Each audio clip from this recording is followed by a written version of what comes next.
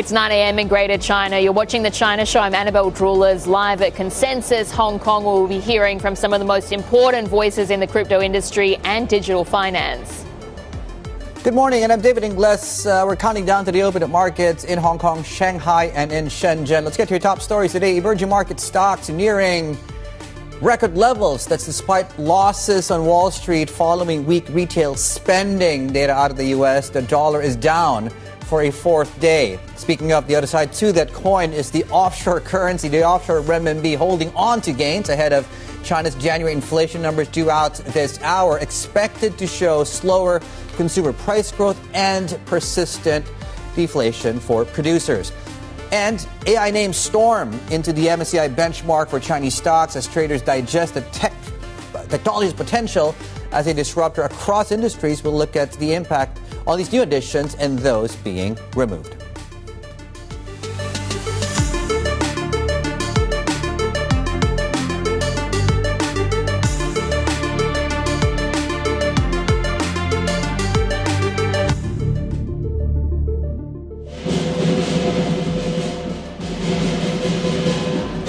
Well, Dave, we're here for Consensus Hong Kong. This is one of the biggest crypto events on the calendar in Asia each year. Back in the city for a second year. We've just had the dragon dance starting actually behind me. I'm not sure if you can hear that. Yeah. But this is actually really great timing because, of course, Bitcoin price is trading around that 70,000 level. Okay. Big question, of course, is that real whale activity we're seeing, or what is the appetite from institutional investors? On that institutional side as well, just to note quickly, we do have Tom Farley, the Bullish Exchange CEO, coming up at the bottom of the hour, so a really great interview to listen out for. Absolutely, yeah. I mean, speaking of, right, we need more of the bulls, perhaps less of the lions these days as we move into, of course, the year of the horse. There we go. Tom Farley will be joining us, as Bell was pointing out at those times on the screens. We'll be back with Bell in a moment here. Very brief look at markets where it's really, well, for one, public service reminder, the Japan cash markets are shut. You are getting futures, though, continuing to move to the upside, 58,000 now on Nikkei futures. Korea shaking off the early weakness, 0.4 to 1%. All things equal, we are better. S&P futures are also actually now, there we go, pointing to the upside. Let's have a look at where we are as far as the macro picture is concerned. We mentioned the weak retail sales numbers. All roads are leading to the jobs print on Friday. When you look at what the rates markets are telling us around the Fed's path this year, it's closer to 3 than we are closer to 2 cuts currently. Dollar weaker for a fourth day. The other thing we want to point out is, of course, when you have U.S. bond futures on a yield basis, we're now, I think, close, if not at 1-month lows on 10-year yields. And we are getting this follow-through effect on lower yields just about across the Asia-Pacific into today. We talked about Bitcoin, more in that 70,000, sub that on Bitcoin prices right now. Big move up overnight on the Golden Dragon Index. So we're looking at this tech rally. I think we're now going on 3 or even 4 days, depending on the benchmark you're tracking. Reliance, ChinaAMC, we're looking at that. That's basically a tech ETF. Reason we're looking at that as well is we have the AMC CEO joining us in a couple of minutes. So stay tuned for that interview. Alibaba, Rhinebrain, is the new open source model that they put out as well. As you can see, outperformed peers overnight, outperforming the benchmark specifically overnight. Speaking of the benchmark, going into the session today, so we talked about bond yields, and I should just mention too, we're now closer to 1.8% to the downside. So we're looking to maybe test that as well. We'll talk more about this interesting story, perhaps more to do with a stronger currency and where we're at 691, 690. Then we are really as a reflection of inflationary pressure. So we'll put those 3 data points and trends together, a stronger CGB market, a stronger currency, and perhaps still a lack of inflationary pressures for you in a moment there. But yes, the approach to the open today is one, and we are looking at some upside, likely to see that play out in the pre-markets. We'll get that to you in about 15 or so minutes from now as far as the pre-markets in Hong Kong are concerned. Okay, let's talk about disruptions in AI and tech, right? So we've moved beyond just the market bubble conversations and market iterations of this on the AI trade, right? So if you heard about it, right? So last week it was insurance, you had software, And overnight, the latest one was wealth management, right? Phasing AI disruption. You saw the market reaction overnight. This tool aimed at creating tax strategies, sparking this just sell-off, really catching investors blindsided here. The fear that the business could be at risk from automated advice. Let's bring in our equities reporter, Stephanie Hughes, joining us from Toronto today. Stephanie, thank you for joining us and taking the time. I know it's getting quite late for you, but yeah, take us through the market reaction and why we saw it. That's right. So wealth managers the biggest wealth managers on the S&P 500 have been absolutely getting crushed today. And it's because they're the latest sector being caught in the crosshairs of that AI disruption that you just described. But interestingly, it's coming from this company, tech startup that not a lot of people have actually heard of. It's called Altruist, and they announced that they had developed an AI tool that is capable of helping out financial advisors in the wealth management industry with things like developing these personalized strategies for their clients, creating pay stubs, accounts, what have you. So that's really, analysts are really connecting that potential disruption to the sell-off in major names are seeing, like your Raymond James, Charles Schwab, and LPL Financial. And Altruist is also an interesting company because some of the executives, like CEO Jason Wenk and the CFO, do have experience in these investment management firms. So they provide that know-how with the AI technology, and then all of a sudden you have just this ripple being cast across the space. So some analysts are saying that this is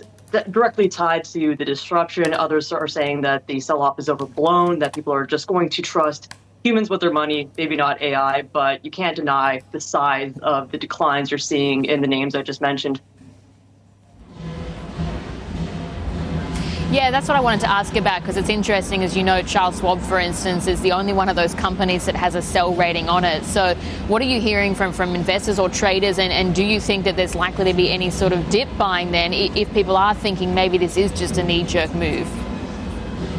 It's quite possible, yeah, and that knee-jerk move has been pretty sizable. So Charles Schwab and LPL Financial, those names, like you mentioned, they don't really have a lot of sell ratings. They're pretty much held in high regard. But those names have been down by over 7% and over 8% respectively just today. Those are their biggest declines since April, when the market rout was dealing with the wake of the Liberation Day tariffs. Similarly with Raymond James, that fell by nearly 9% today, which had been its biggest drop since March 2020. That was the onset of the pandemic. So again, you're watching these analysts kind of grapple with whether this is overblown. We did hear from an analyst at Raymond James say that it was, in fact, overblown. But you're seeing it with other sectors as well. You mentioned the insurance space, the tech sell-off last week. So I think it's a matter of, or it seems like it's a matter of traders deciding who's on the right side of the AI disruption, whether they're the ones who are bringing the tools to the market or they're actively being disrupted by the AI tools coming to the market. And Stephanie, I guess, a lot of us know about the adverse reaction in equity markets. Talk to us about the insurance sector, software and Anthropic. And, I wonder how that story has sort of just evolved since that point in time when markets were caught off guard by that. Yeah, that's right. So, I was looking at the insurance brokers, that market reaction yesterday as well. So what happened there was another tech company called Insurify. They created this AI-powered tool that allowed users to compare auto insurance rates pretty much immediately. So that really impacted the insurance brokerages, including William Towers Watson, which fell by 12% on Monday in American markets. Biggest drop since November 2008. Then Arthur J. Gallagher, that was another double-digit decline with a 10% drop, biggest since March 2020. Aon PLC, that's another one, dropped by 9%. That was the biggest one since April. So it's really casting a ripple across different sectors. There was also the Anthropic tech sell-off last week that also affected markets or sectors that you wouldn't immediately expect, like legal services, like data services.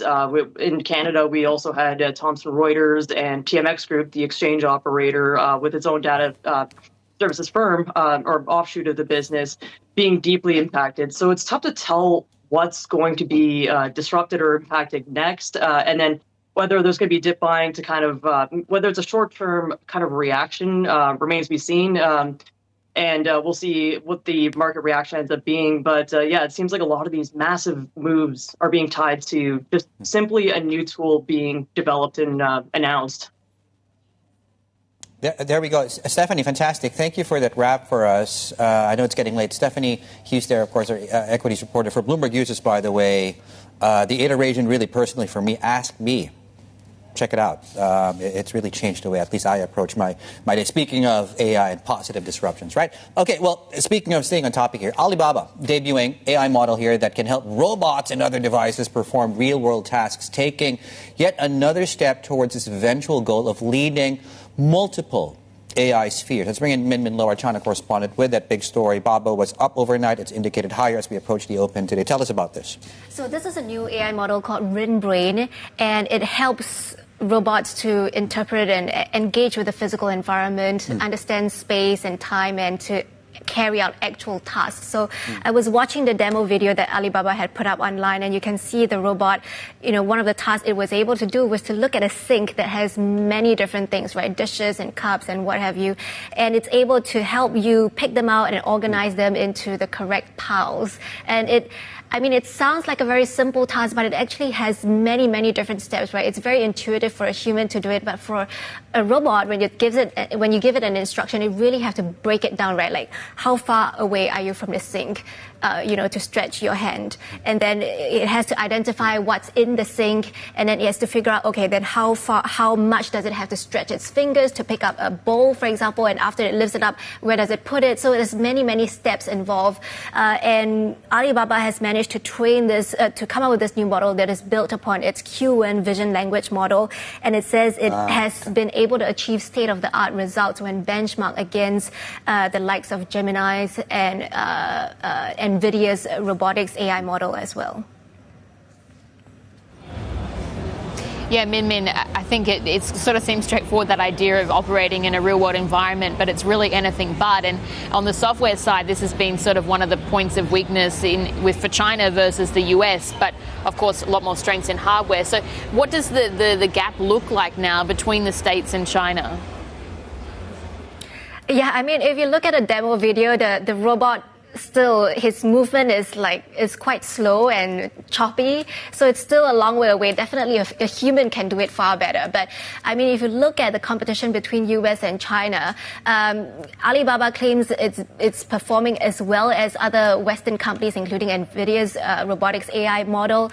And you have many, this is the physical AI umbrella has been a key pillar of China's 15th five-year plan, right? And they're pouring so much investment and money to grow this sector. And arguably, China probably is, in fact, ahead of the US when it comes to commercialization of things like humanoid robots, right? It's not just the technology they have, but it's also one of the most important markets out there. So in some ways, there are areas in the AI space where China is leading. And I think what is important to point out as well is that Alibaba is making this AI model open source, and that would attract more users, potentially more developers that might participate to refine the model, and that could potentially be a way for China to erode the lead that the US has, because the norm at the US is that many of these companies are still making their proprietary models closed source for now. Min Min, thank you. Min Min Lo, our China correspondent there. Alibaba's one to watch going into the open today. Broadly speaking, the equity rally will get you a preview of the inflation numbers coming through in about 16 minutes or so, around, of course, the opening bell. We talked about the 10-year yield and the record positioning in China bond futures. That's coming up as well. So 1.8% is the yield iteration of this coming back, of course, of the 10-year and the CGB market as well. Just speaking of government bonds, of course, Hong Kong, and I think we do have dim sum bonds being auctioned out today in Hong Kong. Keep an eye on that. The fixing of the day should be out soon. Yuan strength, 690 level is one to watch.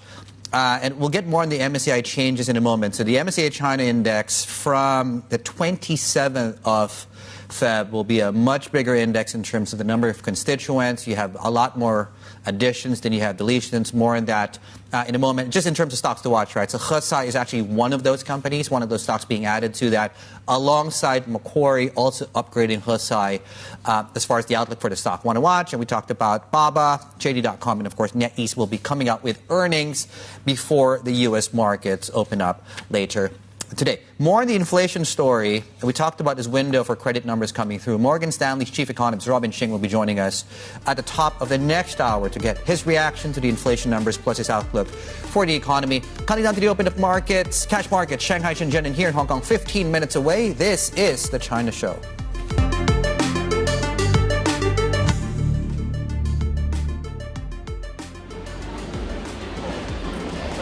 Welcome back. You're watching The China Show this morning. We just got the Yuan reference rate crossing and some interesting commentary yesterday from the PBOC. They're saying that they want to keep that exchange rate from overshooting, looking to keep it actually around a reasonable level because, of course, the bias has been towards strengthening. Though you're seeing, again, that pushback, as I said, in the reference rate this morning. So the estimate had been for 691.09, actually coming in, Dave, at 694.38. Okay, yeah, so I guess we have to wait maybe more time, perhaps, before we talk realistically about us taking out 690 to the downside, given where we are right now and the sort of relative stasis there. Speaking of non-relative stasis, changes to MSCI China. So we talked about this. So you have a lot more additions. Summary on my left here. In terms of what the net number is going to be, so you take, I think it's 559 now. Feb 27, that goes up to 580, 37 minus 16. Just some highlights in some of the new economy stocks, right? Getting put into the benchmarks, Pony AI, Hesai, and SenseTime. Just a partial list, of course, of some of the... You got to wonder, though, if it's a leap year, does that become Feb 28? Non-relevant information for you there. Anyway, we'll see what the market reaction's like once we have that coming online in a couple of seconds in the pre-markets and, of course, in just over 10 minutes from now when things open up. The approach to the open right now, a tenth of 1% on A50 futures. Plenty more ahead. This is Bloomberg.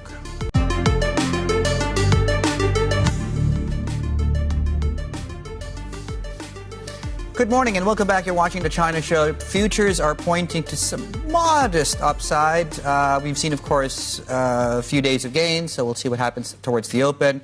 Inflation numbers are also coming out in a couple of minutes. We'll get those to you once we have more information on that. And apart from that, a lot of things on AI, right? So you have Baba and that stock specifically on the back of that release, and changes to MSCI reflecting new economy stocks into the benchmark effective the end of this month. Right, let's get a sense of markets and the industry. Joining us here on set exclusively is the CEO of ChinaAMC, Yimei Li, a leading asset management company, of course. Very nice to see you. Happy New Year, by the way. Happy New Year to you, too. What's your sense of market conditions right now after the bull market, the coming out party in 2025? I think, well, we have seen a very natural play out in the beginning of the year, continued excitement and quite actively participating in the market, both from the retail side and also from the institutional side. Well, it's the beginning of the year, so the institutions really start to reallocate their assets. And this year, I think the insurance company have seen quite very satisfactory inflows. So they're speeding up their asset allocation into the equity side of the business.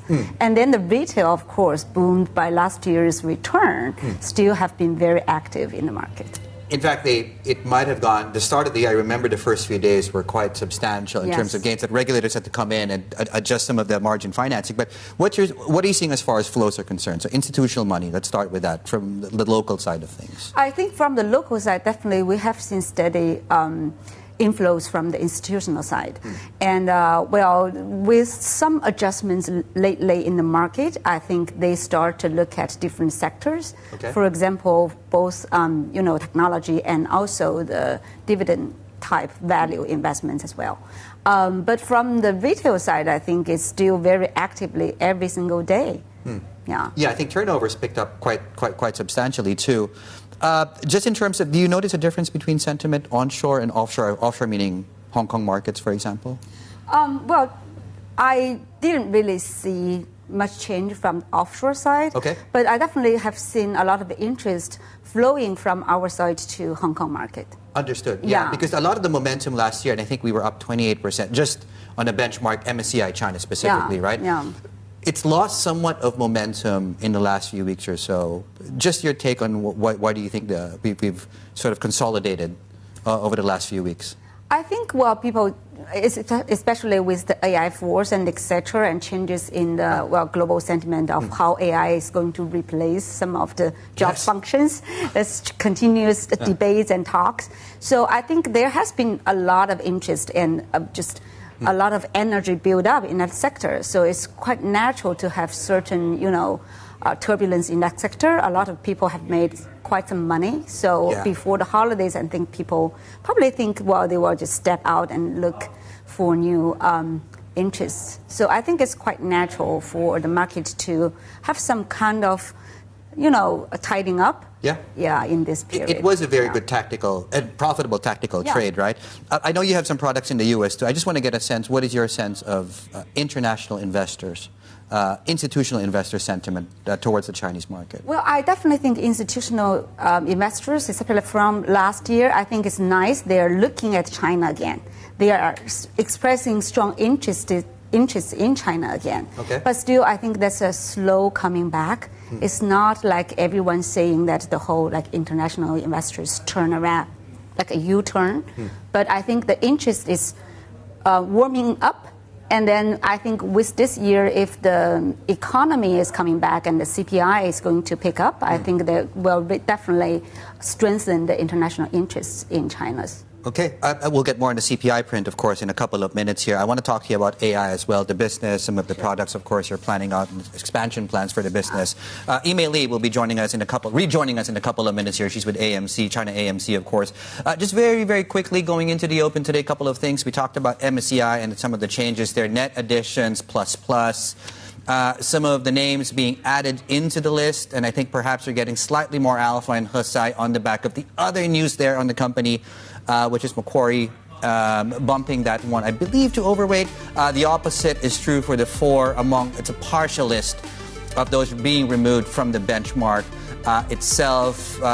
Trading debut today on your screens here in Hong Kong, 1% to the upside. The open is next. This is Bloomberg.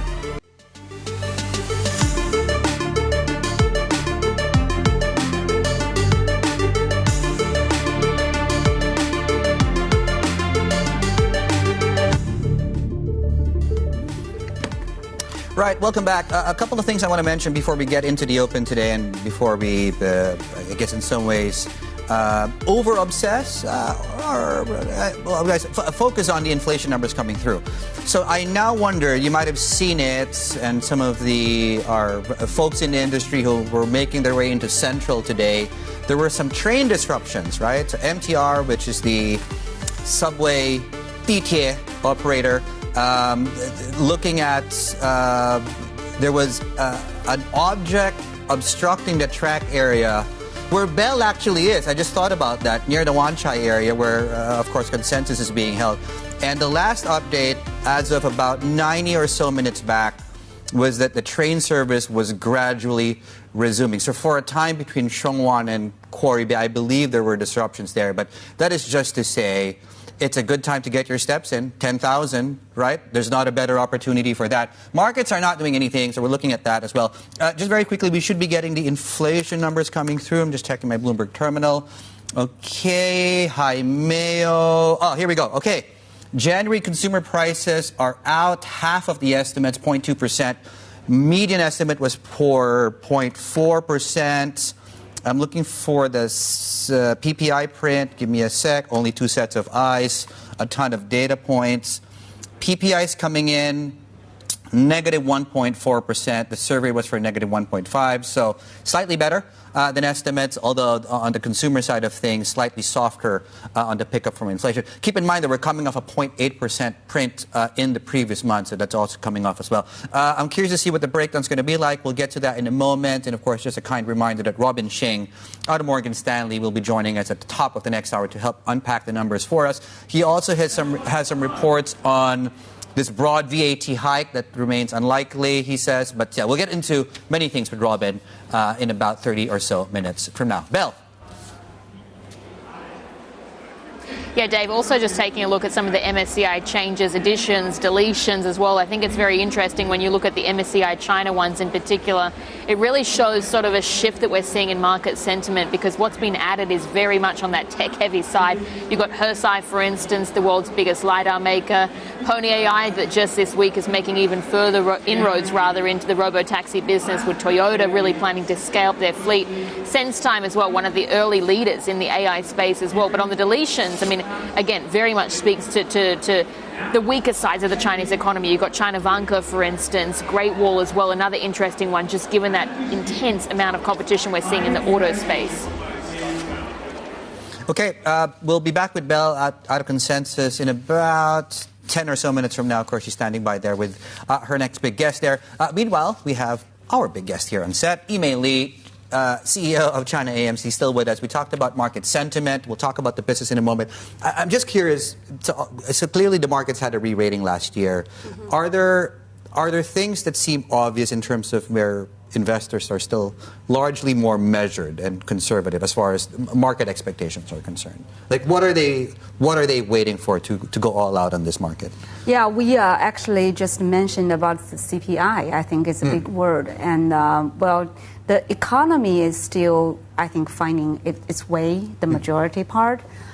So I guess CPI will be a very good, something to watch because, well, it really, the anti-involution measure last year from the government side, I think, is panning out. And the economy, definitely everyone feel like will be healthier if there's just the CPI is, showing that the economy is consolidating and then is going forward for the majority part of the backstone. So I think that's a lot of people's waiting in a conservative way to see how the economy growth is going to pick up, especially from the consumption side.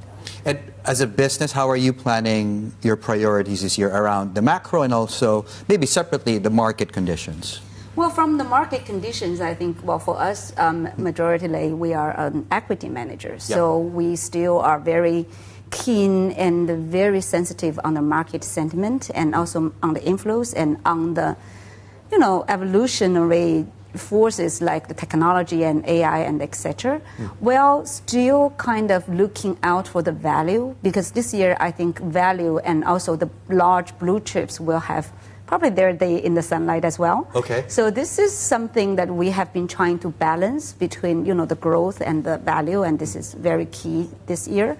At the same time, I think, well, in China, you probably don't know this, but from this year, there will be a tremendous amount, like 50 trillion deposits, 3-year deposits going to be reinvested starting this year. Okay. So, the interest rate has dropped in the past 3 years. It's not earning anything in the back. Yeah. So I think there's going to be enormous, opportunities for the investment community, investment industry in China to pick up some of the reinvestment drive to really educate investor and connect with investor and with, more stabilized products to attract investor from deposits to the investment side of the world. And do you get a sense that the products that are available in the market are suitable to, let's call it first-time investors coming out of bank deposits? Because it used to be bank deposits and property. Yeah, sure. Right? And then you would maybe dabble in single name stocks as a tactical trade, right? But in terms of the product lineup, how are you from the industry approaching that scenario? Yeah, we actually, well, the whole market actually, they have the banking subsidiary financial products serving as like an interim product. But from ChinaAMC or our industry as mutual fund, we have been using multi-assets product and also like fixed income plus. We call it fixed income plus. So there's fixed income plus some of the exposure to equity or to other kinds of asset classes so that it will be more stabilized, more diversified, and has a better experience for the markets and for the investors. And fixed income plus as a what is that? Just an income component of what does it do? Fixed income is like a strategy. So it's fixed income investments plus some exposure to other kind of investments areas. Okay. Yeah. The other priority I understand in your business is tokenization and RMB internationalization. I still have trouble saying that despite all my years in the business. But those are very top-level concepts. Exactly. So how tangibly, what does that mean for the business and for investors? Well, we would also like to be the innovator of this market all the time. So this has been our driving force for the past 28 years. So I think tokenization is still, I think, in the early stage, especially, Hong Kong has becoming the center of the tokenization and the RWA and the digital financing in the whole Asia or even in the whole world. So ChinaAMC, we have been leading the way. And well, in the past year, not only do we have, the crypto ETFs, but we also have tokenized money market fund and in different, exchange classes. So definitely we think we are trying to work with the Hong Kong MA and other officials in Hong Kong to try to establish the leading role of Hong Kong in this area. Interesting. Yeah, because I think recently on the stable coin, I think they're releasing the licenses, I believe, in March. Now, from just an ETF perspective, what do you think? What's your assessment of competition? Because there's a ton of new products, and what's your pipeline looking like in 2026? Yeah, ChinaAMC, we have been meeting with great and accelerating competition. So the concentration of the market share dropping quickly for the CR3 and CR5 in the past year. Okay, just what's CR3 and CR5? Just it's for our viewers. The concentration rate. Okay. So the top three used to account for like 40%. Okay, the top so players. Yeah, so it's not like 25%. So I guess the reason is so many different players joining the market, which I think is good because this is a still market that's beginning to evolve.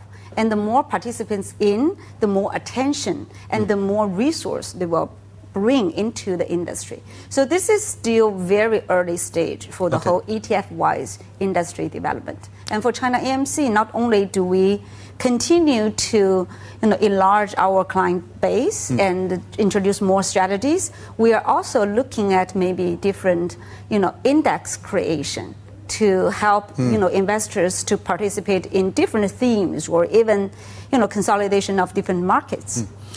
In fact, that just made me remember one of the topics of our conversation, I think about 1 or 2 years ago on the podcast, about, what would China's S&P 500 be, if I'm not mistaken, one of the topics, right? Is the drop in market share worrying you, like the competition, and how are you looking to reverse that? It's always worrying me. Okay. You don't seem worried. But I think this is part of the life that you live with if you are working in such highly competitive market, and also just the industry is growing so fast. And I think it's also how we, exchange challenge into driving forces. So if you have always been the number one, I think you just lack the kind of drivers inside you. So every competition is kind of a push so that you can go forward. So ChinaAMC, I think we are just trying to be more on the early side of the business. That's index creation, definition of new asset classes, and also the investors' education. So we actually launched a portal for all the investors to understand what index is, how to invest in ETFs on WeChat. Okay. So now we have like WAU of 1 million. So 1 million people comes to weekly on our little app to really understand ETF and index. I know some people who might benefit from that basic information. AI and how it changes your company in terms of efficiencies, and how do you think it's going to change your industry? We've seen a lot of market reaction recently, adverse reaction. Wealth managers in the U.S., insurers, software, for example. How are you looking at this? Yeah, I think, we are just any company that use AI or use AI to empower the current workflow, or even, I think, change the whole workflow according to what AI can do. So from the operational side, from the marketing side, or how we do sales, how we do our market, content creation, it's all very much AI right now. But as to how to engage AI in investing, that's a different topic and different, I think, background.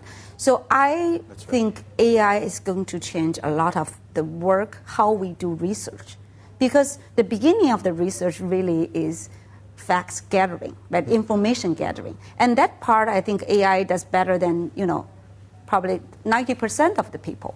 So how we view analysts, how we view what's the role of analysts into this research sector, I think we are going to move them along the value chain from the just basic information gathering to really challenging the consensus, to really form a view and try to find the market, different views and where they come from. So this will move the researcher to a higher end of the value chain. Okay, yeah, good news there for some of the entry levels. Yimei Li, thank you so much for spending time with us there. CEO there of ChinaAMC. Yimei just mentioned consensus. We'll be back, in fact, at Consensus Hong Kong. We'll be hearing from the CEO of Bullish, Tom Farley, will be joining Bell for their outlook on digital assets. That's coming up. This is Bloomberg.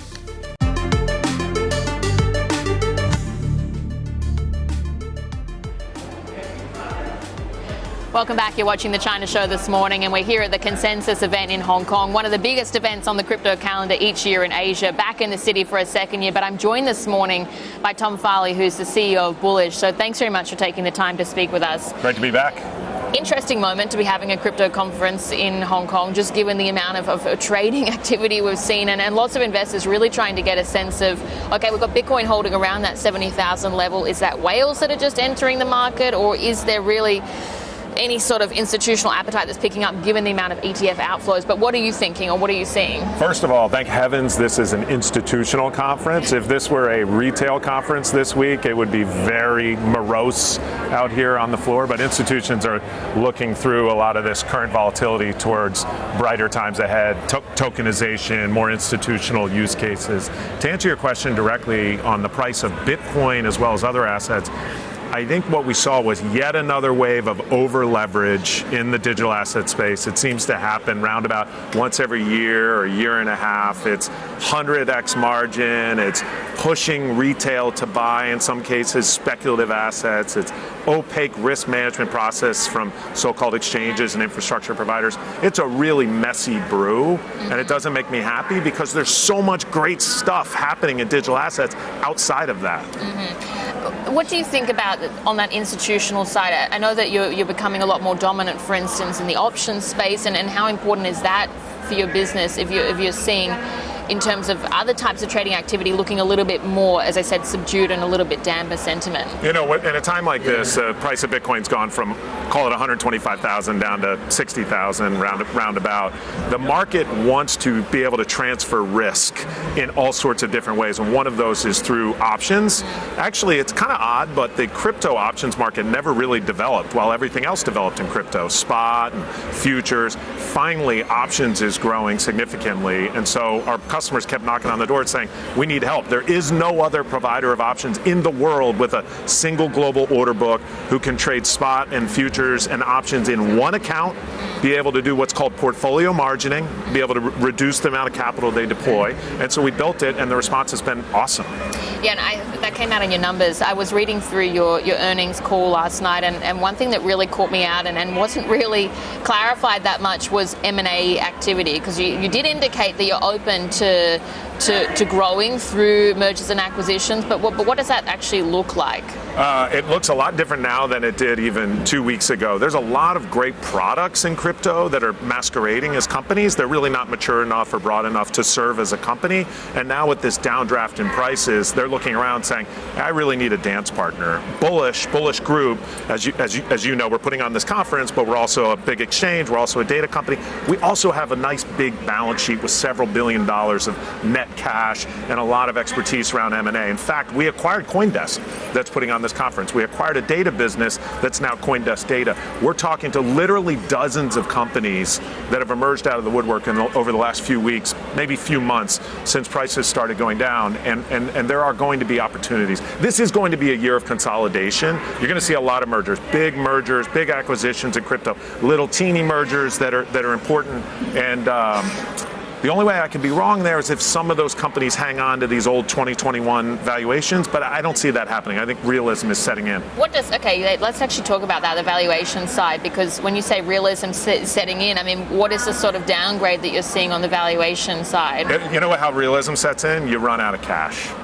And there was a lot of money that moved into the crypto space 2019, 2020, 2021, and those companies no longer have the nice flush balance sheets that they had. But we were having conversations with companies that were saying literally, pay us 30 times revenue for modestly growing revenue. That was what it looked like in early 2025. Now we're looking at those same companies, they're saying pay us three or four times revenue for the same business. Okay, so you may be looking at businesses that are becoming a lot cheaper essentially. But sure. When you talk about consolidation, are there any parts of the crypto industry that you think are specifically more ripe than others? Yeah, I mean, so at Bullish, we're most focused on what are the needs of institutions. This is an institutional gathering, our data business, institutional gathering, and the exchange is an institutional gathering. What are exchanges talking about besides options? They're talking about this coming tokenization trend. It's already happening. The dollar has been tokenized. There's $307 billion of stable coins on chain, but next will be global equities, global fixed income. We're already seeing it. Money market funds. And so when I think about M&A for Bullish, it's how can we help in our three different businesses, institutions as they prepare for that wave. Let's also take a look at the regulatory framework roadmap, because one of the big acts that we're looking ahead to is the Clarity Act. I know, of course, there's the infrastructure bill that's also important, but the Clarity Act specifically has been something that was even touched on overnight, and there's quite a big division we're seeing in the crypto community as well as to what's the best way to proceed. What's your views on it, and what do you think is the best path forward? I know you're going to be surprised to hear this, but the American political system is not perfect. Nor is the shocking. Nor is the process of making a law. And the best laws come out where nobody's totally happy. And I think this will be one of those circumstances. There's really three issues being worked on the Clarity Act. One is around how much KYC and AML will be required in DeFi. The second is will exchanges be able to pay interest on stablecoins? And then the third is, will the presidential administration, the executive branch, have have limits on conflicts of interest and ethics with respect to participation in crypto? I actually see a path for all of them to be worked out, because both the Republicans and the Democrats want to get a market structure bill, put it behind them before the midterms. And so that'll be a good thing, not just for America, but for the world, because America does lead the world with respect to financial regulation. Oftentimes, so goes American regulation, as goes American regulation, so goes the world. And so just getting clarity on exactly what is allowed and what is not allowed will enable even more institutions to come in, the more risk-averse institutions, because they want that safe harbor of a federal law. This is a bit bigger question, or bigger picture question. One of the broader trends we're seeing across a lot of different industries, but it's looking at the different AI casualties. So we've seen, for instance, the huge slump in software stocks. Then it came for the insurance stocks. It's been the wealth management stocks overnight. Do you see any risk to I guess, the crypto exchange model and any sort of major disruptive forces that could be possible from AI? Yeah, I see opportunities and I see risk for sure. It's something we've been focused on now for 2 years at Bullish. Even just little things like using LLMs in our daily workflows, helping prepare regulatory applications, helping prepare even articles for our journalists. Hey, help me with the first draft here, and then I'll go spend my time building sources and breaking scoops. On the exchange side, we process 10 million data points a day. It's hard to discern signal from all that noise. Using LLMs to be able to say, hey, what's really interesting to our customers? What's going to help those institutions manage risk? What's going to help those institutions look smart and identify opportunities for their customers? So we are working on this throughout our entire organization. Of our goals for 2026, this is listed first on our chart. And if you don't adapt, you're going to have a lot of trouble. All right, Tom, really great to see you again. Great to see you. And good luck for the conference as well ahead. That was Tom Farley there, who's the CEO of Bullish. And coming up, a lot more coverage out of this event as well at Consensus here in Hong Kong, as we said, for a second year. But we're going to be speaking with the head of Robinhood Crypto, that's Johan Kobat, and also with the president of the Solana Foundation, Lily Liu. So stay tuned for those conversations. We'll have plenty more ahead. This is Bloomberg.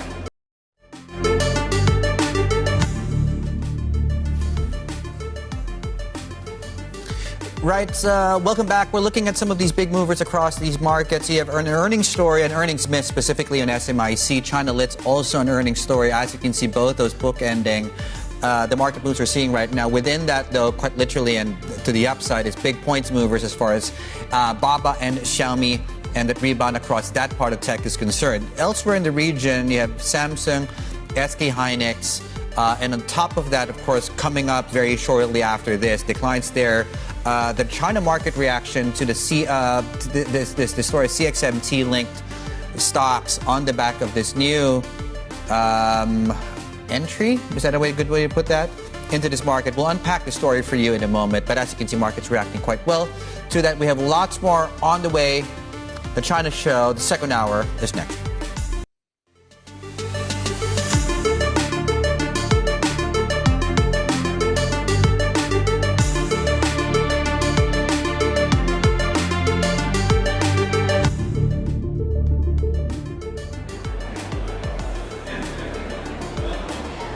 Welcome back to the China Show this morning. Taking a look at how markets are faring. We're 30 minutes into the session so far, and you've got the Hang Seng looking pretty steady in the session so far. Also, I was just taking a look at trading volumes, and again, it's looking quite thin this morning, around 20% less than what we'd see on a typical 3-week moving average basis. A couple of things to monitor as well, just in terms of the big movers. We are keeping an eye on those additions to the MSCI China Index, deletions as well, but certainly showing that big rotation we're seeing into tech. And of course, you can see there, the Hang Seng Tech Index just slightly outpacing what we're seeing across the broader gauge, Dave. Yeah, absolutely. And I think the Alibaba story is one that I think investors should pay attention to. And overnight, of course, the release of that and, of course, the outperformance of Baba overnight. And perhaps it's also why we're looking at the HS Tech there to the upside, outperforming the Hang Seng today. There's also the Xiaomi story that's also lifting that specific benchmark.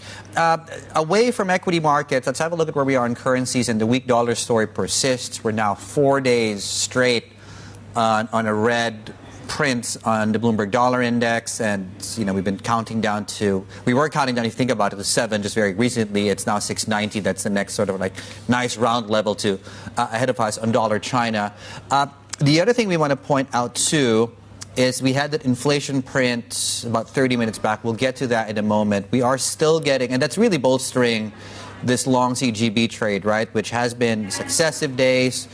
As you can see, bond futures are pointing to the upside, and the 10-year yield is testing this 1.8% handle for the first time in several weeks. So we'll see if we break this at specific level. There's also a separate story in this pickup and just a record amount of bond futures trading there as well. So we'll get to that in a moment. But yes, back to the inflation print. Mixed picture in January, softer on CPI, not as bad on PPI, where you have deflation easing more than expected. Min Lo, our China correspondent, is here to tell us about the numbers and anything else that stood out. Yeah, I mean, the CPI definitely missed expectations, cooling more than expected. Last month it was 0.8. This month is 0.2%. And the scale of that pullback seems to be a little bit more than the seasonal factor as well, because we do have the base effect. Last year, Lunar New Year was in January. This year it's in February. So we had a higher base last year, but that pullback certainly is notable. And PPI improved, down by 1.4%, I believe. So better than the previous month, but still, this is the 40th consecutive month of decline in PPI now. And how much of it really is reflecting an improvement in demand? I feel that that's not very clear, because bear in mind that there has been a huge increases in commodity prices, particularly copper, which has tripled or quadrupled over the past few months. So this may not necessarily mean that it's coming from growing demand. It could be higher prices that are still crimping on corporate profits. So we have our guest here that can tell us a little bit more about that. Why not? Yeah, Robin Xing is here with us, Chief China Economist at Morgan Stanley, here with us to help us unpack the CPI print. The copper price is interesting because it's down to being priced in dollars. But initial take on the inflation, the lack of inflation. So Ming did a great summary. There is no signs of decisive reflation. If you look at the CPI, over the last 3-4 months, they edged up, largely due to gold price and vegetables. If you stripe that out, anything in the core services remained very weak due to insufficient domestic demand. PPI improved a little bit, but I think it's just mechanical. If you look at the PPIs due to commodity price, it's all contributed by global factors. It's not a demand-led turn in China, because we see no pass-through from this upstream commodity price to downstream or consumer goods. So there is no decisive reflation yet in China. I'm wondering, when you talk about PPI, actually, if you pull out and look at the longer term, it's steadily been improving since maybe middle of last year. And some economists think we could see positive PPI somewhere maybe middle of this year. Do you think that's possible? Well, if you think about the big picture, China need to reflate. They need to do 3 steps. Step 1, don't add new capacity in these oversupplied sectors. They started to do that anti-involution. Step 2, cutting excess capacity. They haven't done much. There is very limited progress on that front due to job concerns or debt concerns. Finally, boost consumption, particularly boosting it in a sustainable way, not just cash for clunkers subsidy, but try to provide a better upgraded social safety net to unlock consumption. That part is also quite weak, right? So that's why I don't see sustained reflation here. And the PPI improvement you mentioned, I mentioned is mechanical, because global factors like dollar debase or global AI data center demand, that's helping the upstream price going up. But we don't see it's passing through to any of the downstream or consumer price in China. That showed it's largely imported due to external factors. It's not China net reflation. So the lack of, let's just call it demand pull inflationary pressures. That's really what matters, right? And that's really what keeps the thing sustainable.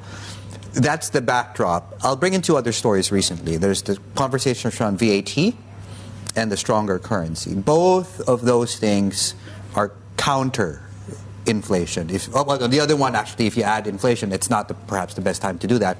Where do you think those 2 stories fit into the inflation picture?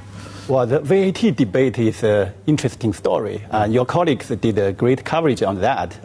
That day, when they moved on the telecom VAT, from 6% rate to 9%, right. A lot of investors were concerned that this could become a broad-based VAT hikes, not just this left pocket, right pocket in a SOE-dominated telecom business, but also maybe reaching out, going after private firms in internet platforms, e-commerce, gaming on VAT hikes.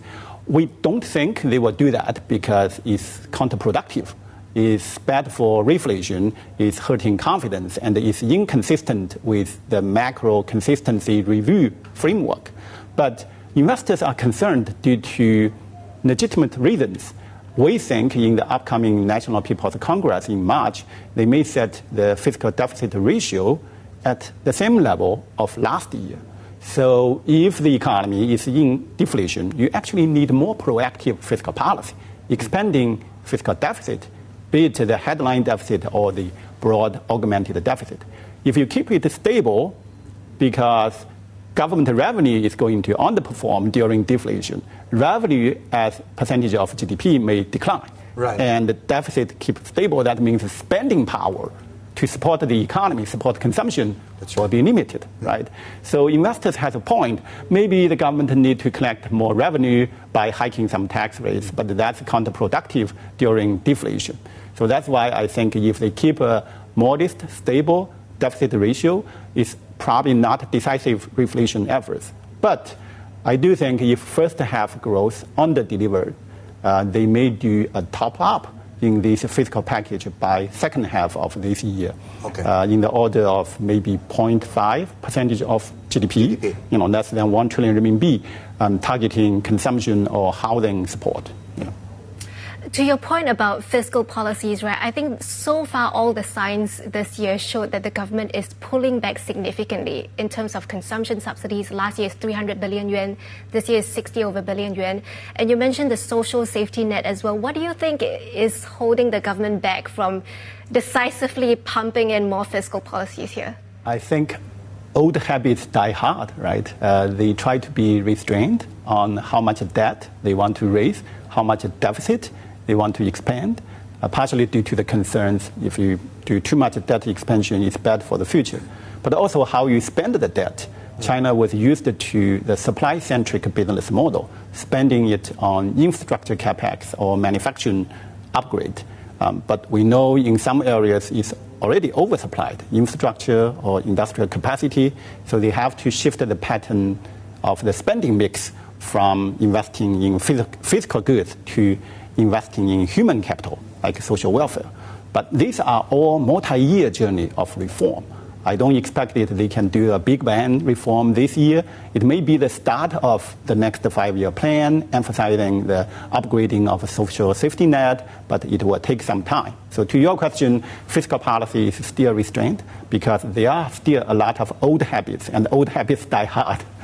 Some of the old, let's call it old habits, to borrow the concept you just raised there, is an exercise in setting GDP and growth targets, right? And we've heard from many provinces recently over their individual targets for 2026. How do those targets inform you over what the aggregate economic growth target is going to be at the NPC and what they'll tell us then? Yeah, we closely monitor how these local NPC from each province or cities are tracking on GDP target. Most of them trimmed the target. So on average, they lowered the target of last year's 5.5% to 2026 5%, around 5%. So that probably showed national target will also be around 5%. I don't think it's a downgrade. It's more like becoming more practical. If they can tolerate slightly slower growth, instead of doing all-in for capex to reach that 5% or above growth target, this tolerance of slightly slower growth is actually good for quality rebalancing efforts, because if they need to shift the spending from supply side to consumer welfare, that will take time, and in very near term, that may mean you have to tolerate a slower GDP target because it's always easier to anchor growth with infrastructure capex, while it may take longer, harder to change people's behavior on consumption. So I do take, 10 out of these top 15 provinces lower the GDP target. That's probably a good sign. They are becoming more practical. Yeah. We have seen with the dollar slide, right, the Yuan has been pushing towards 6.9, and there has been expectation that this momentum would continue throughout the year. But at the same time, this would worsen deflation, right? So how much do you think the PBOC would allow the Yuan to continue strengthening? If you ask 10 economists on their forecast of renminbi today, I think 10 out of 10 will be bullish. I am not one of them. The reason is China is in deflation, and a stronger currency in a sustainable fashion is counterproductive for reflation. It could make the PPI deflation even worse, squeezing profit margins for firms. So it's against the reflation goal. Of course, now people are looking at near term, renminbi has been strengthening. That's not a renminbi story. That's largely a dollar story. I just look at your screen, dollar index is continuing to weakening, and that's a dollar beta story. Right. It's not a renminbi alpha story. In fact, the PBOC probably prefer by maintaining the renminbi against its basket at a stable level. The safest basket will largely park at that around 100 yen.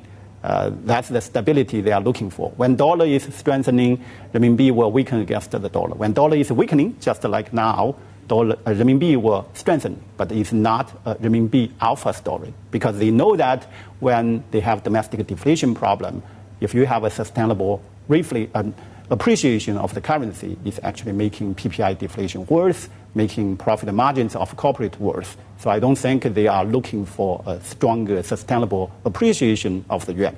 No.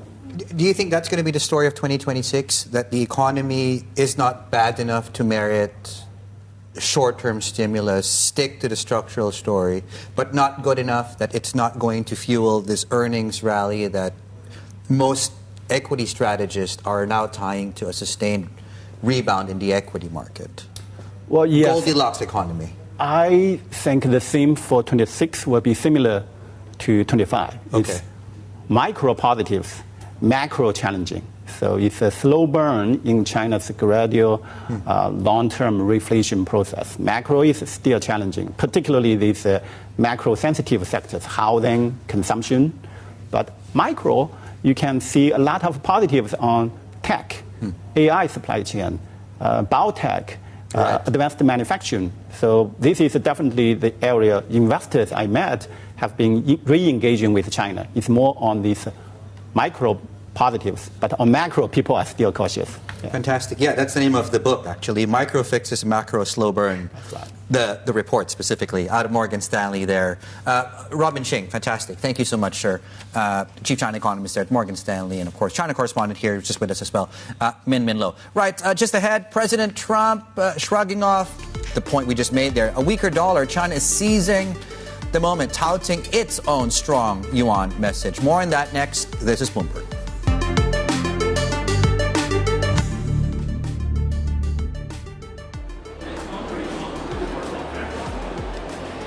You're watching the China Show this morning and taking a longer-term look here, or at least a 3-year horizon on what the offshore yuan has been doing against the USD over this period. So you do see that sort of longer-term trend of depreciation against the greenback throughout 2023 up until 2025. Of course, the sentiment has very much shifted coming into 2026 because we've been hitting 30-month highs, for instance, against the dollar. But let's stick with that story, because China, of course, has been expressing a desire for a strong currency to match its huge economy, with President Xi Jinping equating robust national finances with a powerful currency.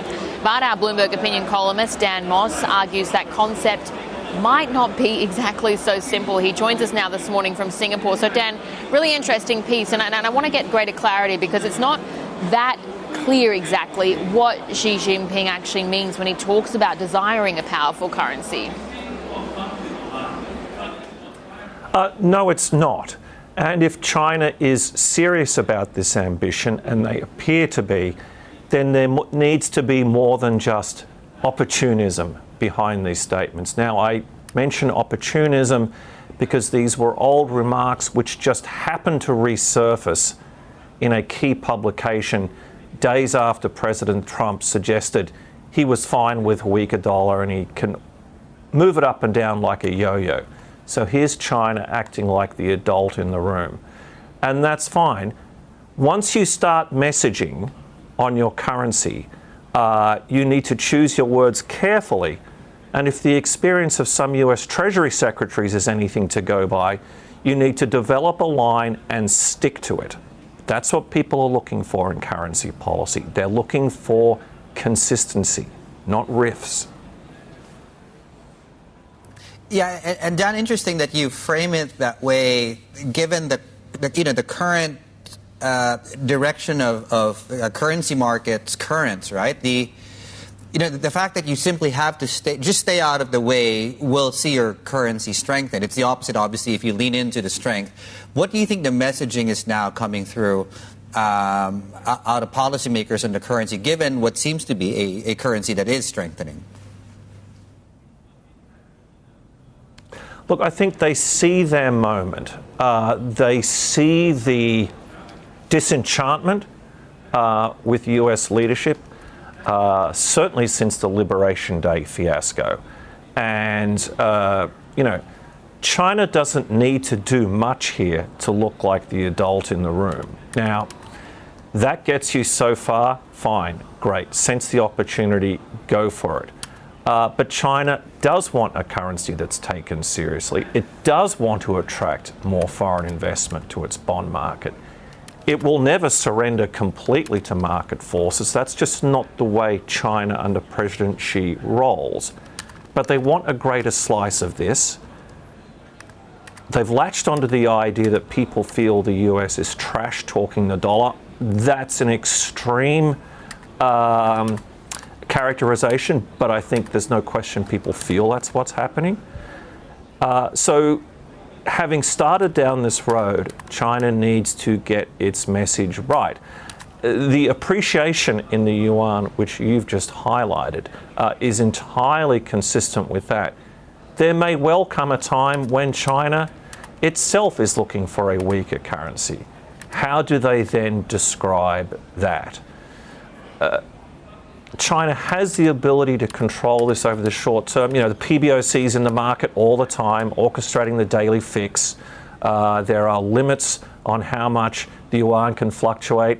And as we heard from your earlier conversation, the one part of the economy that's doing unambiguously well is exports. So, there's a needle here, the dreaded needle to be threaded. That's a cliche, but like all cliches, there's something to it. And this is a moment for China that it does not want to fluff. Dan Moss, thank you so How much. do you Dan think Moss, this is there, going to be Bloomberg opinion perceived, followed columnist in Singapore for us. Bill, yeah, I'm sorry to cut in. But yes, Dan, thank you so much. We'll have plenty more ahead here on The China Show.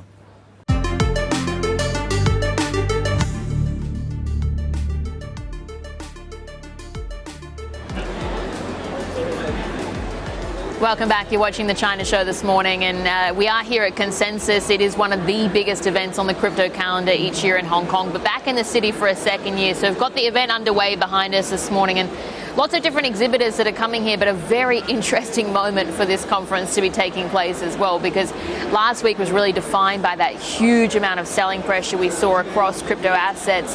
Bitcoin trading down around to that 60,000 mark. It's since actually risen, and we continue to trade around 70,000 a token this week. But it is really interesting, Dave, I find, when you actually look at the overall trading activity we're seeing and where exactly it's coming from, because one of the most read stories on the terminal this morning actually relates to Bitcoin whales that are coming into the market, because the tokens or the wallets that we actually see, the biggest size wallets in the market, ones with more than 1,000 coins, they're actually adding the most, which really does tell you, could it just be a handful of people that are really coming in to prop up sentiment at this point? No, I did hear that comment, and I'm wondering if you could remind our viewers of that, Bill. CEO of Bullish was on, and you put that question to him. At a time when most people who are not as familiar with the industry simply see a crypto winter. And on the back of the sort of the nuance in the Hong Kong story, what did Tom Farley have to say around that specific comment? Yeah, I mean, in general, you ask anyone in crypto and they would still keep a pretty brave face. So he was quite optimistic still around the sort of trading activity. He's saying institutional demand is still strong. What he is really seeing, though, of course, is one of the few exchanges that can offer options. I think options activity is where we've seen a lot of investors that are at least protecting for further downside activity or downside trading momentum. So that's been a particular bright spot for them as an exchange. But overall, I mean, ETF outflows is certainly another characteristic that we continue to track as well. And again, institutional demand, still lots of question marks exactly over how much we're seeing at this point in time. Well, yeah, let me complicate things for you, Bill, because separately, as we talk about, the broader effects of technology, right? When it comes to traditional markets, I'm going to bring in the AI play here. Because we've seen it, overnight was wealth management. The day before was insurance. Late last week, we talked about the software hit, right? So, that's really one part of the market, just to bring that up here, that we were tracking here in the Asia Pacific. In fact, maybe some of the wealth management related stocks here on the back, what seems to be on the surface, and, I obviously could be wrong, depending on what happens, obviously, with the passage of time. But, being able to come up with tax-efficient investment strategies as it pertains to the specific names that got hit substantially overnight doesn't seem to be the particular nuance playing out in Chinese markets today. Just to close the loop on that one as well. Just very quickly, low-altitude stocks also very much in focus coming up on your screens there. On your screens, yep, well, the opposite of that, given this infrastructure plan that is being talked about in the market. Plenty more ahead. This is The China Show.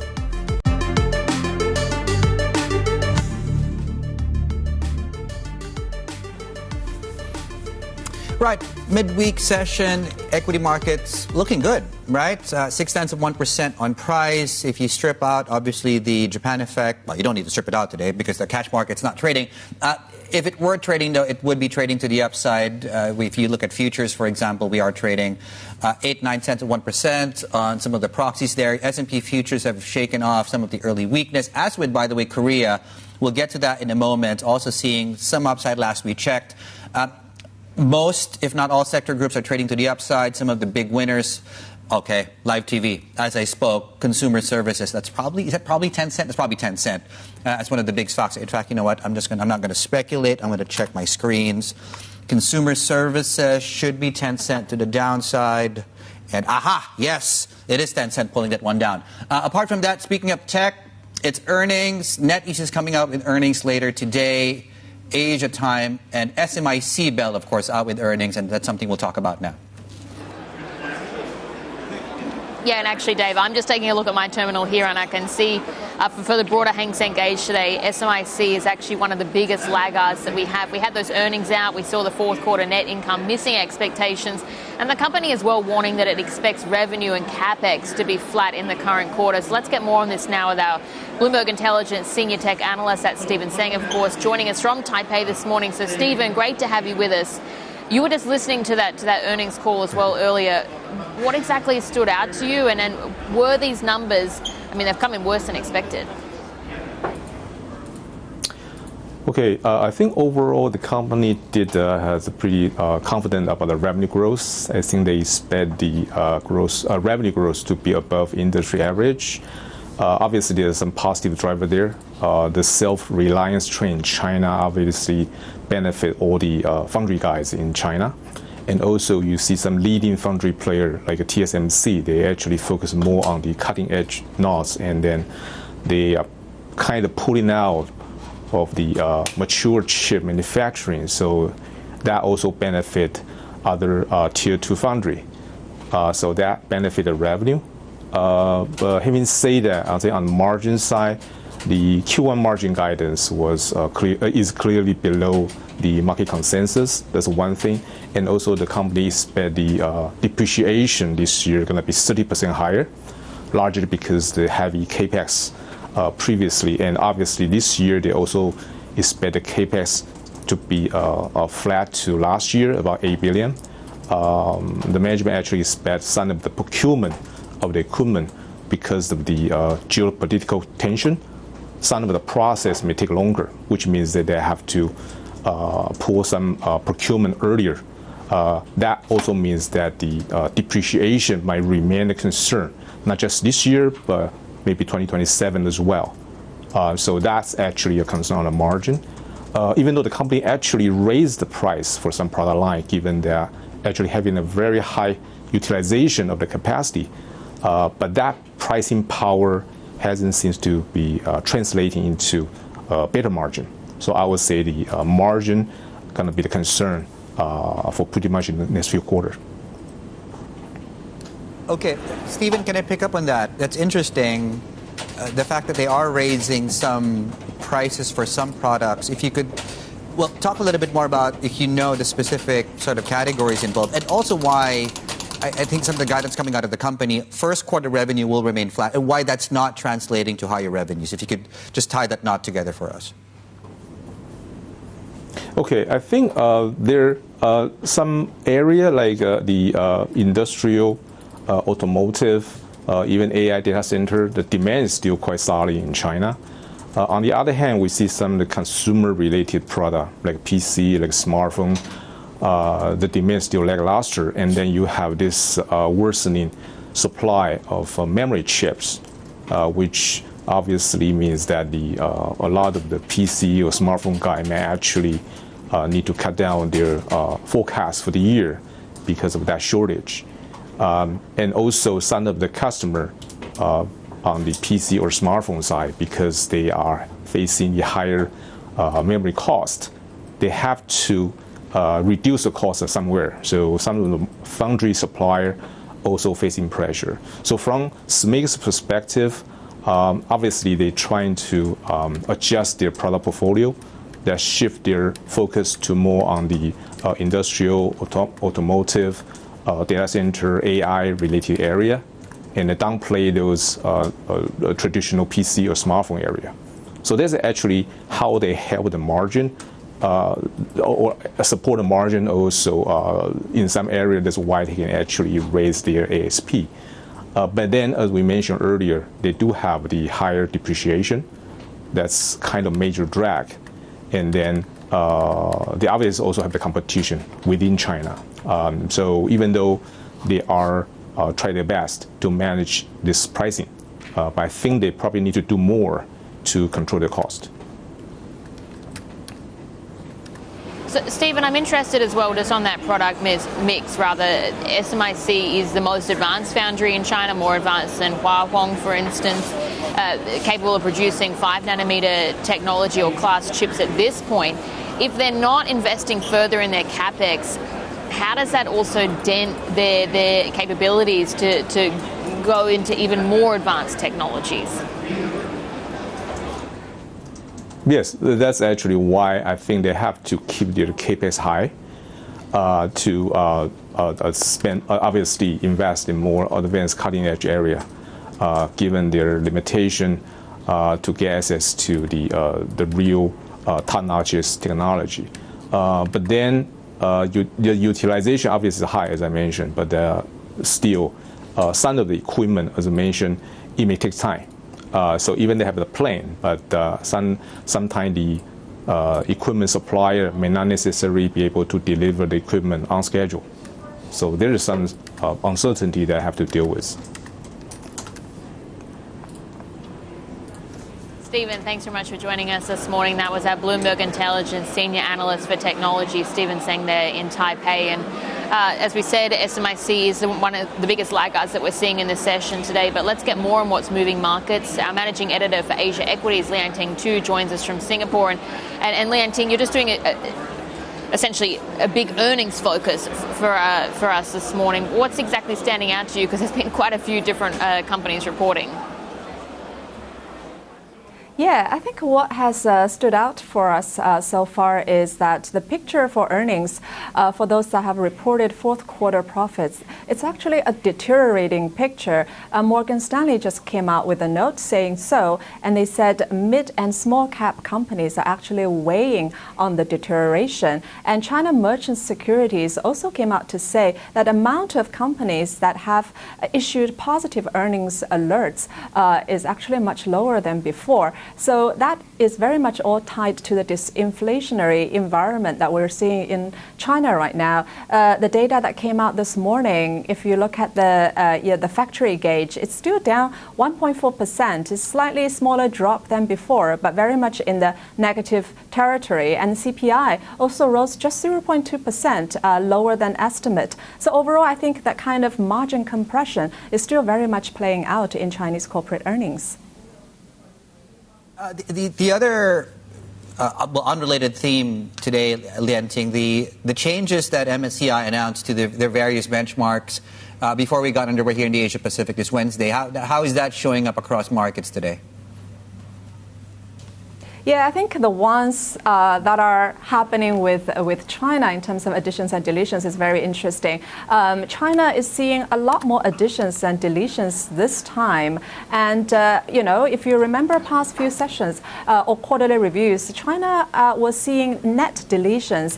So we crunched some data to show that China is seeing the biggest addition since 2023. And among those that are added in this quarterly review included those that are newly IPO'd, those automated driving software providers. So I think it bodes well for China, right? That means more passive money may be going into some of these Chinese companies. And with more chip-related or AI-related debuts in Hong Kong, we're probably going to expect more of such companies to be added to the MSCI China Index.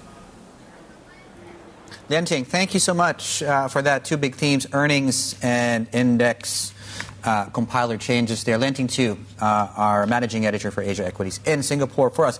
Let's have a look at where we are. So we're looking at, obviously, China on your screens. You have Samsung, SK Hynix for those who might, in the smallest of chances, remain unfamiliar with what's going on in a market that's effectively more than doubled in less than a year's time. And then you have the S&P 500, obviously, and as you can see, that's almost traded like a time deposit if you look at it comparatively here. Really helping drive gains across this K-pop phenomenon that's taking place in the markets there, firing up retail investors, active accounts, margin loans, hitting records there. Shuli Ren, our Bloomberg opinion column, it says that in contrast with the fatigue hitting U.S.-based AI trade. Shuli is with us here right now to talk us through how retail investors can't get enough of what's going on there. So South Korea's retail investors, they're actually a very powerful bunch. In the past, they were quite into U.S. tech stocks. Last year, they net bought a record 32 billion U.S. stocks in 2025. And then in the past, they also played a little bit of the small cap Kosdaq index. But they have largely stayed away from the blue chip Kospi index. But we are starting to see in the last couple of weeks some signs of change. The exchange's daily data is showing showing that retail investors are starting to plow in. And we're talking about a lot of money. For instance, they are sitting on over $70 billion of cash on their local brokerage accounts. And they also own about $170 billion US dollars of US equities that they can offload and repatriate back home. And that's quite significant because if you look at Samsung and SK Hynix, going by operating margin that they are expected to generate this year, they are the world's 6th and 8th largest companies. But going by market value, they're only the 16th and the 25th. In that sense, that the Korean companies, the big tech companies, they're still very cheap. And so the question right now is this retail army. And to BTS fans, that's not a reference. Putting their money, will they be putting their money to work with, as far as the two big names are concerned? Well, it depends on how the two big names continue to rally. So what we're seeing is that the Korean investors, they like to take huge risks to become rich quick, right? Like if you look at what they are buying in the U.S., they like to buy 3 times leverage semiconductors ETF, 2x leverage Tesla ETF. So it depends on whether this Kospi rally still has legs. If it does, then they will pile on more. Right. And aren't some of the leverage products here in Hong Kong, actually, some of the ETFs, right? Yeah. So in Korea, like there are fewer adventurous products that they can buy, right? They cannot buy 2x, 3x Samsung Electronics. Whereas in the U.S., in January, they bought a lot of Tesla's leverage ETF, which has not played out well. That ETF is down 18% for the year. So the question really comes down to whether they are willing to stick around. And that can be quite meaningful. Yeah, we'll see. Shirley Ren, our Bloomberg opinion columnist, just to maybe juxtapose the price rally with the earnings story in Korea, right? And suffice to say, the earnings story in Korea is the blue line that's gone completely almost vertical on your screens. It's really Korea, then it's everybody else as it pertains to the pace of earnings upgrades on MSCI Korea against the benchmarks on your. So there is an earnings story. Whether or not the market's got ahead of itself, that's a completely different thing altogether. Anyway, plenty more ahead. This is Bloomberg.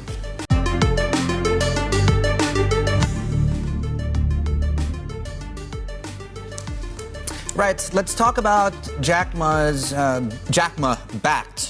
Ant Group. Okay, we got to get the semantics accurate here. Well, the company's betting on healthcare powered by AI to fuel its next phase of growth, and it's after the company had to rein in its ambitions following its derailed IPO a few years back.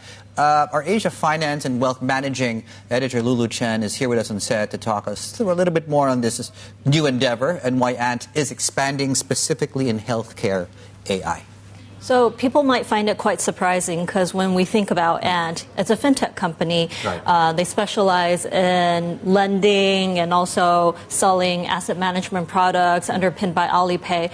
But because of the regulatory changes in the past few years, that growth has been capped. And when you think about, for a company like Ant, there aren't that many sectors that they can really, really sink their teeth into and have a story to tell. So what they're hoping for is that Ant, by investing in AI health, this is a sector that they can find growth to propel the company for the next 10 years.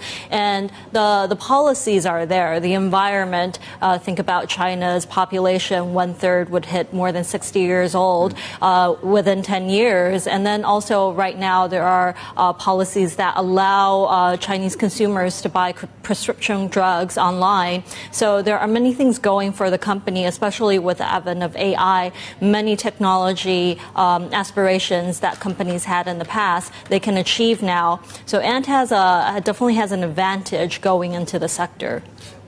Okay, I was about to ask you that because you alluded to the fact that it's originally not from this part of the neighborhood. If you could elaborate more on the advantages that the company brings here to the space. Absolutely. Yeah. So Ant, underpinned by Alipay, which it already has 800 million people using Alipay, connecting their medical insurance information to the payment app, and they can automatically reimburse their medical hospital bills. And that creates synergy with the AI app, which they just just rolled out called AQ. So AQ has 30 million users every month, and that is the app where they're hoping to use AI, where they can help people not only at the very basic level, think of it as your personal trainer who's asking you, are you eating the right foods? Is your blood pressure at the right levels? And it goes a step further if you have questions about your prescription, about side effects for drugs that you ordered. It can also answer those questions. What's more experimental right now is that they are creating these AI avatars with doctors. So they've worked with 1,000 doctors in China where they create their AI avatars online, and doctors who used to be only to see 20 patients can all of a sudden see millions of people. And so people are interacting with that. You might be curious about how do they train them with the data. That's piquing my curiosity. But yes, go ahead. So the data, quite selective. It doesn't come from online and just scrape any data. It's medical records and also medical research papers, proprietary data that the doctors have, decades of records of their own written notes with patients, audio recordings, and even video consultations with the patients, but their identity stripped. So that's what they think will help them get an edge into the sector. And with the avatars, what they can do is they do the basic work and filter all the cases that are not relevant. If it's really urgent, they refer you to the doctor themselves, and then they can do follow-up consultations as well. Okay, so that's where the person comes in. What risks are there? Well, the biggest risk would be for any player in this sector, including the batch that started 10 years ago, finding a right business model. Most companies have failed to find a right business model in online healthcare besides selling drugs. And Ant is also up against other AI companies as well, like DeepSeek and Tencent, which are also trying to expand their expertise in the field. So it's not just incumbent players, but also the AI giants in the sector as well. Lulu, thank you so much. Lulu Chen there, as Lulu was just pointing out there, one of the things that AI is doing is reading doctors' prescriptions. Good luck with that. Okay, a reminder of our new online feature, the Bloomberg Video Hub. If AI can't do it, no one else will. No one else will be able to. Subscribers can explore live streaming news and interviews, all our Bloomberg TV shows, documentaries, reporter analysis, plus more value add, I think, is just to underscore that important point. Check it out, bloomberg.com/videos. This is The China Show.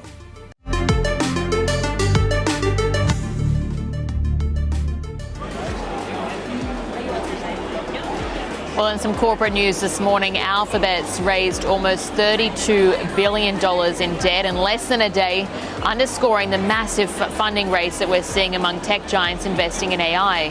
The company tapped sterling and Swiss franc markets with record-setting corporate bond sales, fueled by strong investor demand.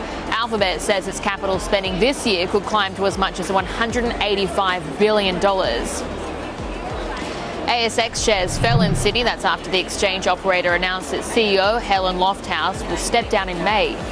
ASX says it has engaged Korn Ferry to help identify the next CEO and will also consider internal candidates. Bloomberg Intelligence notes the resignation will cause further disruption to the exchange as it faces regulatory and operational headwinds. Ford Motor expects profit to jump in 2026. That's after being saddled with a surprise tariff bill at the end of last year. Adjusted earnings before interest and taxes will be $8 to $10 billion in 2026. That's up from $6.8 billion last year. The automaker also plans to increase capital spending this year to as much as $10.5 billion. Spotify shares soared 15%. That's after it reported adding 38 million new listeners in the last quarter. Paid premium subscriptions also increased 10% to 290 million, with monthly active users reaching a new high.